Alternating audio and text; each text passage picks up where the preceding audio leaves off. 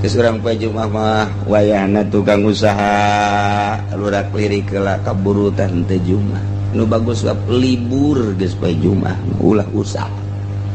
Keuntungan dunia sabara duit poe Jumat tapi keuntungan akhirat mun diuk di masjid jadi ngegoloncong ka sorga coba. Di dunia paling hebat melinio lah keuntungan poe Jumat tapi cicing di masjid di jam 8 datang ke Jumat waduh eta ngemplong lawang-lawang sorga. Mun urang didelekeun mah mata hate urang tadinya moal daek urang usaha moal daek. Mun urang sibuk di ladang poe Jumat mah liburkeun deuleu ku urang keutamaan jeung keagungan ala yasin habibillah. Nyaritakeun ti Kangjeng Nabi bahwa poe anu terpilih teh aya 4 lain sambarangan poe nu 4 nomor kahiji yaumul Jumat poe Jumat teh lain sambarangan lantaran dina poe Jumat teh fiha sa'atun la yuwafiquha abdun muslimun yas'alullah ta'ala syai'an min amri dunya wal akhirah illa atahu iyyahu. Ku Gusti Allah di jero poe Jumat teh aya hiji jam, aya hiji waktu anu teu pati ngakuran manusia seorang muslim di jero eta waktu kemudian menta baik urusan dunia maupun urusan akhirat langsung bakal dibere ku Gusti Allah. Poe Jumat tinggal jamna jam sabaraha teu dibejakeun ku Kangjeng Nabi. Apakah tas subuh, apa jam genep, apa jam 7, apa 8, 9, 10, apakah jam 12, apakah mantes Jumat atau asar teu dibejakeun ku Kangjeng Nabi. Maksud teu dibejakeun abeh full sapoe Jumat teh ulah ka mana? Ulah ka mana coba lamun dijelaskeun oh ieu teh waktuna teh jam 12 atau jam 12 kabehan ngintip jam 12 atawa jam hiji ngintip jam teu pokona mah sapoe Jumat bae. Ulah aya nu sempet-sempet ka pasar, ulah aya nu sempet ka kantor, bangkrut negara. Ulah aya nu sempet bae ka mana ka sawah Pak Jumat mah geus bae ge kelan tasbih bae 10 tasbihna 9 jual hiji atuh siapa jualan keneh bae. Nah ieu Pak Jumat lain lalagaan sebutna ge sayyidul ayyam rajana poe Jumat. Mentak diprediksi mungkin bae waktu ijabahna teh sabada azan Jumat. Sabada azan. Tah, sabada azan di dinya waktu ijabah. Cik sakaol sabada salat sunah. Begitu azan langsung salat tas setelah salat sunah.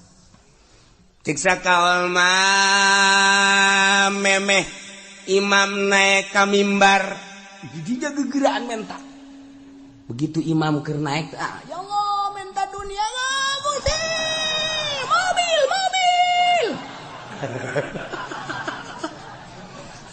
teu parugu ulah di empat isin jero hate bae. Siksa kaul mah antara khutbah 2 khutbah kahiji diuk tah di jero diuk di dinya waktu ijabah. Cek sakaol mah beres khutbah kadua memeh dilaksanakeun salat Jumat. Cek sakaol mah ta salat Jumat. Cek sakaol deui mah jam hiji. Cek sakaol deui mah bada asar. Cek sakaol deui mah memeh azan maghrib. Tanu mantak poe Jumat mah geus bae ngintip jam bae. Di mana asal didinya pas orang mentang guys. Dibere langsung. Asal orang pas di waktu eta guys. Masya Allah. Ngan modelna eta ongkos Lailatul Qadar. Lailatul Qadar teh kan teu dijelaskeun ngan kebiasaana malam-malam ganjil, malam teh kitu. Kebiasaana malam lilikuran padahal teh kitu. Bebelasan gaya nu manggihan Lailatul Qadar. Abah nyongsrong urang Lailatul Qadar dengan modelna asal aya Lailatul Qadar bae malam eta urang tunduh dibentah-bentah ke kieu asa di mana tunduh tak ieu ge waktu ijabah teh pas kitu poe Jumat. Yes, nomor 1 poe Jumat. Nomor kedua Yaumu Arfah. Poe Arfah lain lalagaan eta poe teh ngabogaan nilai anu pohara. Lantaran di mana terjadi poe Arfah yubahillahu taala malaikatah. Allah ngabanggakeun diri terhadap malaikat. Cik Gusti Allah ya malaikati unzuru ila ibadi ja'u susan kubra deuleu kumaraneh hamba-hamba aing anu dararatang di berbagai penjuru negara di pelosok-pelosok dengan penuh karudinan. Poean Arfah mah di Mekah ngan sakadar make 2 helai. Eueuh nu make jas. Eueuh nu make dasi teu berarti di hareupeun Allah mah jas jeung dasi. Kedeul banget lagi. Eueuh nu make endeu ka Arfah asup ka salon teh aya. Eueuh, tah dek apel ka salon mah. Ka Allah mah ruwag-ruwig tur kedewul boro-boro ngurusan awak bugu baju ge teu dipake ngan saukur 2 helai. Cek Gusti Allah hei malaikat pandang ku anjeun qad anfaqul amwal nyana daratang ka Arfah aya nu ngajual sawah aya anu ngajual mobil aya anu ngajual buruan imah aya anu ngajual kebo berikut jeung anak kotok tuh menghormati ka aing kabeh ge hayang lain bae nu ngoran nini bengking tuh deuleu Gusti aki-aki deuleu dararata hayang nyaos ya malaikat tuh nini itu mah tuh embe dijual kotok dijual buruan imah dijual jeung anak-anak kotokna nah menghargai ka aing hayang kapanggih jeung aing ternyata horenganan di negara nama pamarentah eta teh horeng ngalegegan duit nyana mah ngajual anak kotok tapi negara mah geus sakean juta asal tanda tangan haji meunang pikir ku sia coba malaikat aneh tante lamun nyana ngajual anak kotok hayang kapanggih jeung aing kumaon peta bupati hayang menang jatah ku goblok-goblokna bupati ku goblok-goblokna presiden tuh anak kotok dijual hayang kapanggih jeung aing nyana meuli Lexus tolong teh coba tapi eta mah begitu di Amerika lain di urang di Amerika tuh mana di Amerika begitu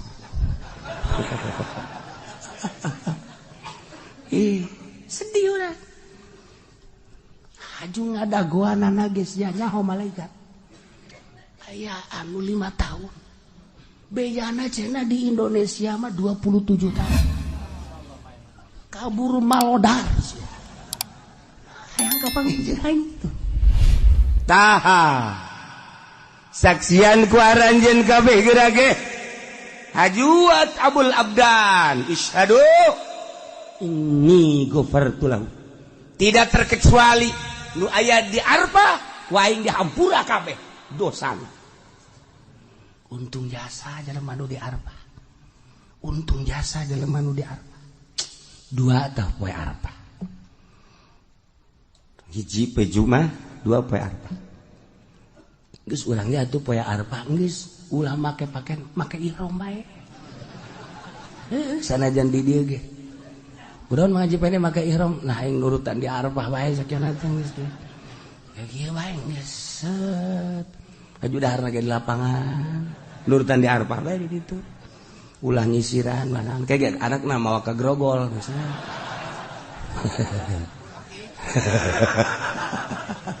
Bapak menjadi berubah sekarang. Iya. Nomor katilu yaumun nahri. Poean lebaran haji. Qarrabal abdu kurbanahu.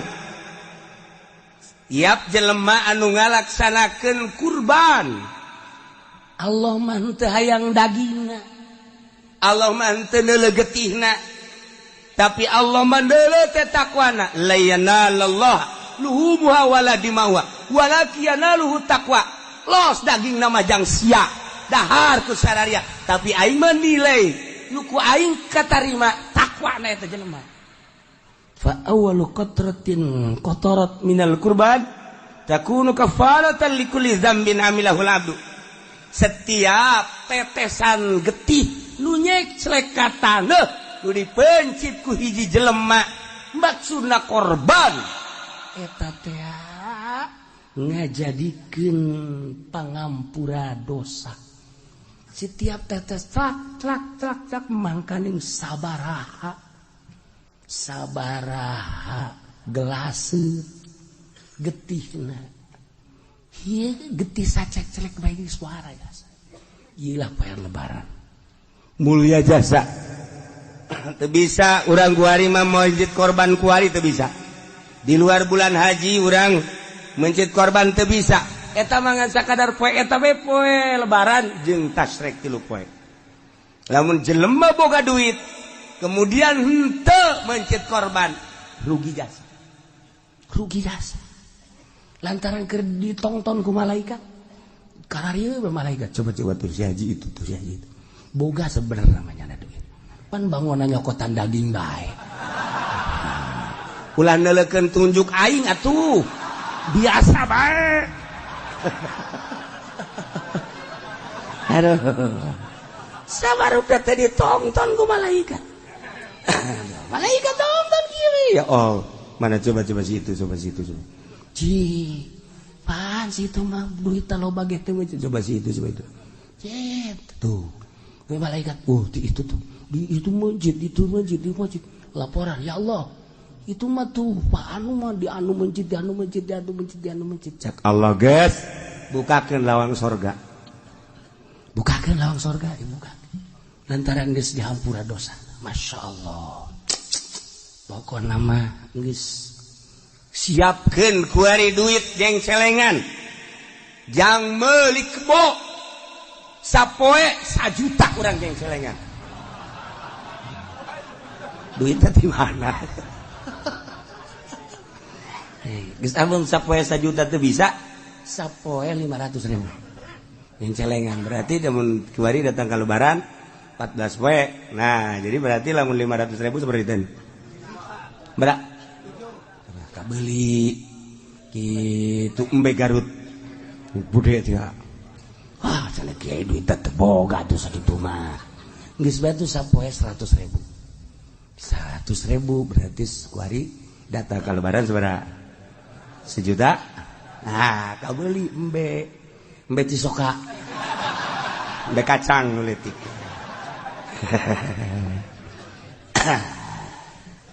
Geus kuari mah lamun jadi tukang ojek, ngojek kuari sapoe-sapoena. Tah duit gojekna sing meunang 1 juta ceng celengankeun. Cek tukang ojek di mana horeng, Kiai. Boro-boro meunang 1 juta. Kadang-kadang babaturan mah nuhunnya. Sial da babaturan. Emang ge aya babaturan mah numpang, nuhunnya. Urang heuheuh eta tukang ojek da. Atuh biasa we tapi lamun aya jahe mah Cet dek mayar nggak usah, ikhlas saya mah, udah jadi langganan aja dah, saya mah ridho. Siap tuh tukang ojek, masya Allah, geus mah deui teu puguh karuh, logak non direm, karasa yang nyenud gak dia. Tukang ojek itu bareres 2, 3, 4 Yaumul Fitri poe lebaran fitri eta teh lain sembarangan poe lantaran diawali ku puasa. Setelah selesai puasa sebulan nyana seakan-akan dek nyokot gaji berangkat timah masing-masing ke masjid untuk mengambil gaji. Cek Gusti Allah syahidukum ini qad ghafartulah kaing dihampura 4 hiji poe Jumat ngeunggus kolot manggeus bae geus poe Jumat ulah ka mana geus kolot bang geus bae poe Jumat ulah ka mana ulah ka masjid-masjid di imah bae teu beres teh kolot poe Jumat yaum arba'ah lebaran haji jeung lebaran fitri poe nu 4 eta mah lain sambarang. Nah eta teh Sayyidina Umar teh di mana eta meunangna pertimbangan cek Sayyidina Umar salat zuhur 4 rakaat ketika dijadikeun Jumat jadi 2 nu 2 deui adalah khutbah teh adalah bagian daripada salat nu 2 rakaat. Mentek teu benang sambarangan khutbah eta mah ulah ngaco-ngaco sebab salat keneh. Hiji kudu boga wudu, 2 teu meunang ka kitu buka aurat, nomor 3 teu meunang ka pasil. Teu meunang ka pasil lantaran salat keneh. Mata kula acak-acakan banyak khutbah sagala nyaritakeun kabeh. Khutbah nyaritakeun Agustus, khutbah jarang nyari teu beres eta mah khutbah salat nu 2 rakaat teh jadi khutbah mentak geus teu bagusna teu kudu ditarjamah eta mah salat pengertianana salat geus lamun deuk ditarjamah meunang cek fikih narjamahkeun nu dibaca lain ader-aderan. Ieu kuarikan ader-aderan tungtung nama urang jadi hebat henteu ngadengikeun khutbah sugan tambah takwa aja henteu. Ya karena itu tangis bandingan bahasa Arab daripada besi ngarusak meundang diterjemahkeun narjamahkeun babacaan nu dibaca anu dibaca nangan sabaris ai ngacona boh mun teu ditek trek ku masyarakat trek terus bae terus eta bangke turun khutbah maning dirantai khutib kos kitu asupkeun ka sumur. Nah eta jadi pengertian ada lain khutbah ceramah gaganti salat 2 rakaat nu tadina zuhur 4 jadi 2 deui jadi khutbah geus khutbahna teu meunang ngaco aya aturanna geus khutbahna ge kudu aya hamdalah kudu aya sholawat kudu aya Quran kudu aya wasiat kudu aya doa Allahumma ighfir lil mu'minina wal mu'minat doa eta teu sah salat kabeh. Tak perhatikeun aya aturanana ieu mah lain khutbah-khutbahna. Teu diuk teu sah. Sebab diangkat sarakaat. Geus dipisah 2 khutbah teh sarua jeung 2 rakaat diuk heula. Diuk karek nangtung deui. Mun neretet bae jana diukan. Heuy Aisyah.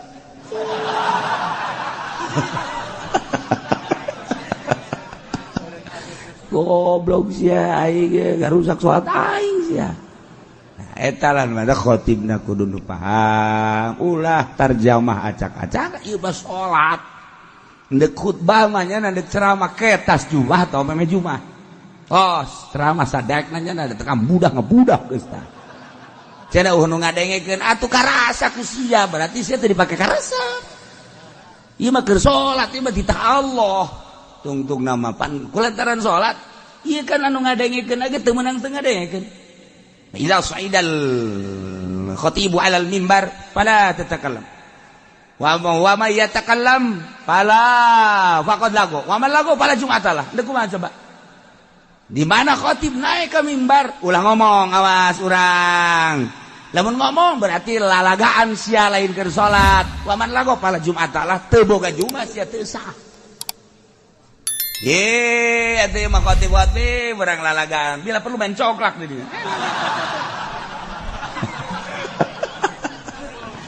Ye, atuh khotib da kudu dula-deuleuh pan ieu kos ge oh berarti robah khutbahna atuh. Geus babarodo masyarakatna, atuh khotibna kudu pinter. Oh, ngarusak aing khotib khutbah aing. Ulah dipaksakeun. Berarti barodo, geus atuh bere penerangan atuh ku khotib. Bere penerangan, ulah datang ka ngarusak salat teh ieu salat Jumat ada rusak atuh kabehnya di karubah. Dia acak-acakan. Tah, ieu keur sakalian nyaritakeun Sidna Umar, ieu bulan ieu, nu mata 40 gaganti ta'zir. Nah, ieu ge khutbah gaganti salat. 2 rakaat jadi khutbah. Handak teu bisa, teu meunang teu buka wudu hati-hati. Jeung teu meunang lalagaan. Urang bae urang nu ngadengekeunna teu meunang nundutan. Hanya sholat nundutan. Imam geus azan Allahu akbar Allahu akbar Allahu akbar Allahu asyhadu an la ilaha illallah. Geus bare nangtungnya masih khusyuk jasa. Aju nu digigireun ngantep deui. Harupa imam geus mulai Allahu akbar bismillahirrahmanirrahim nya kakara kudang. Ya deuk nangtung isin. Deuk diuk bae pan ada salat. Kumayainya kira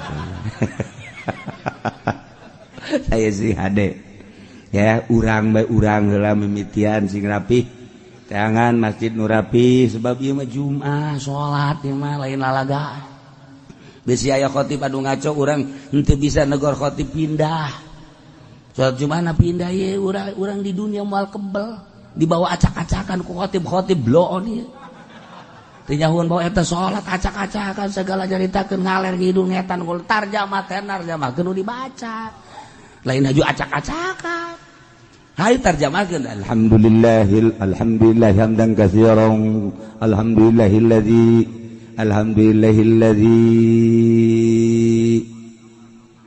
alhamdulillah sia ngaco aing mah kagok aing ku sora sia.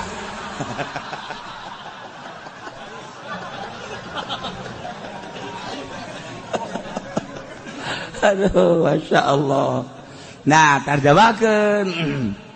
Terus ayat terjemahkan. Wasiat terjemahkan. Ayat diterjemahkan mah. Perdana naon terjemahkan. Usikum. Iya ya bitaqwallah. Kula wasiat ka kaula jeung kamareh kabeh takwa ka Allah. Sing hararade. Perdana naon tah. Beres Jumat. Imamna main catur. Pan tadi usikum ayuhan nas tegap ayuhan hai manusia ditatak lah turun khutbah main catur geus bandingan bakeun golok ai sia tapi usikum naon sia hah hayu jeung aing main caturna sia tuh tah eta khotibna nu bener ulah main tujak tunjuk khotib asal khotib nyandakan wasiat malulu ayuhannas ittaqullah waf'alu khairal la'allakum paharat apa urang kadinya da ka khotib Assalamualaikum salam jangan nonton TV aing teu senang khotib kos kitu. Ya Allah, ya Rabbi. Ikan sholat masalahna. Ai ceramah mah kipudoli, acak-acakan los. Kita walain sholat tamanya nama sapira bisnis.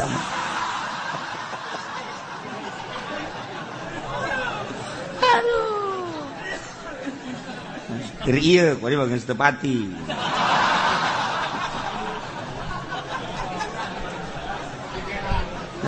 Ya Allah, ya Rabbi Karim.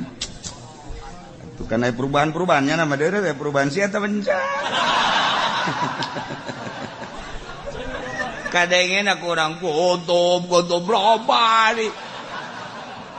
coba ge tadi bayar ngomong ke aku tuh berobat di kos gitu teh iya khutbah berarti gaganti soal sing hade geus hati-hati degekeun kurang perhatikan lengan orang temenang uca aco kadieu kaditu nunjuk doangnya nunjuk jadi masalah masa keur salat nunjuk wa man lagha fala jum'atalah lalagaan berarti tunjuk ngomong ngobrol fala jum'atalah teu sah jum'ana sia eta cak Kangjeng Nabi sok dibaca kurang iza saidal khatibu alal minbar fala tatakallam wa may yatakallam faqad lagha wa man lagha fala jum'atalah orang beungeut siang teu bujuma ya Allah ya Rabbi eta hadis eta kan dibaca tuh urang mah ji sugan teh naon cenah hartina makana tanyakeun atuh ji sugan teh eta mah hadis naon bae idza sa'idal khatib 'alal minbar di mana naik seseorang khatib kana membiu mimbar pada cacakallab ente ulah ngajablog wa may yatakallam sahaja lamun ngomong faqad lagha berarti heureuy lalagaan wa man lagha fala jum'atalah cak Kangjeng Nabi dan baru lagaan berarti teu sah Jumat tah abeh tenget urang besi salat lembur urang terjemahanana ngaco urang negor teu bisa pindah salametkeun awak urang di akhirat aing waduh kos kiamat pan salat ieu mah lain ceramah ieu mah lain madak kula pernah di Garut pajubah terus di Bandung sholat Jumat milu begitu sholat Jumat waduh ngaco ieu mah khutbah acak-acakan kieu langsung lohor nah lohoran sholat salametkeun sholat waduh bahaya pernah deui di Bandung dapat di Bandung ka dieu set pajumah jeung guru malah di Bandung jeung guru di Cililin dekat dia dekat Banten mampir ka dia poe Jumat hayang poe Jumat nyanan pas situ harita pada larang langsung salat Jumat di Cililin ada beurang salat Jumat pada larang sarua Jumatna kos gitu Noel zuhur acak-acakan khutbahna salametkeun diri urang tapi ulah jeung fitnah tegor heula ieu teh kapan khutbah ieu mah gaganti salat teu meunang ngaco lamun nyana ngaco bae terus bae pindah urang mah nya terus bae urang nuturkeun ngaco di atuh lagi salat ieu mah salat mantak sing hade salamat kan bae engke tanya pan pun mah haji deukeut ka masjid ieu sih kok masjid ka ditu jumahna temenang gara pindah-pindah kumaha aing bae geus bongan sia ge kumaha sia atuh aing kumaha aing lain mah haji mah pan eta teu kapisah masjid imah kajeun aing mah geus ngaji kos kieu ge sia moal so amat aing kadang-kadang sok tungtung mah gelut dari dinya ayo salametkeun sih ade urang kan mal kebel di dunia ajung ke di akhirat urang aduh lamun ka neraka ku gara-gara urang salat Jumat teu ditarima deui kumaha coba ieu salat Jumatna cek malaikat teh rusak padahal mah teh nyaho pan sia ngaji bae teu didengekeun saekeun hulu sia ku aing sia cek malaikat neraka sia deui kumaha coba urang emang Sidina Umar bisa ngalawan ke malaikat potongan urang mah pan gepeng bisa mantap ke Sidina Umar orang minta tolong ke Sidina Umar tulungannya aing jatuh wau ka sia sia tilok hadiah tilok naon tilok aing endek kumaha coba je tah badak salametkeun rapihan ibadah urang rapi amullah ala yasin habibillah